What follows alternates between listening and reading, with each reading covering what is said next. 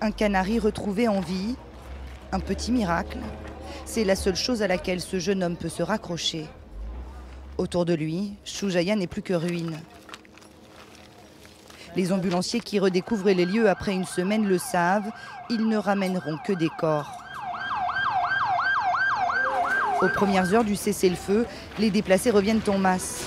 Dans l'urgence de la fuite, la famille Mouawad a perdu la clé du cadenas, alors ils sont obligés de forcer l'entrée. La boule au ventre, ils découvrent l'état de leur maison. Eux ont eu de la chance.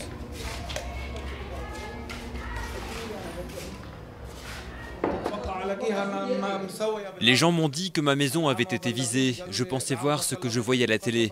Je pensais retrouver ma maison à terre comme les autres. Autour, c'est la même scène qui se répète. Au milieu des décombres, chacun tente de récupérer des petits riens. Saïd fouille devant sa maison. Avant, elle faisait 4 étages. Il n'en reste qu'un amas de gravats.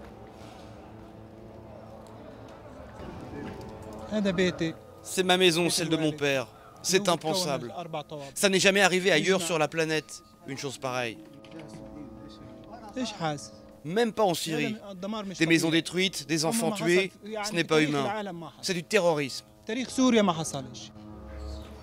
Avant ici, il y avait 2 rues, il n'en reste que de la poussière. Voilà le résultat d'une semaine de pilonnage. Alors 12 heures de trêve, eh bien ça n'est pas suffisant pour la population qui veut un véritable cessez-le-feu. Mais certains ici sont trop en colère, ils ne pensent qu'à une chose, la vengeance.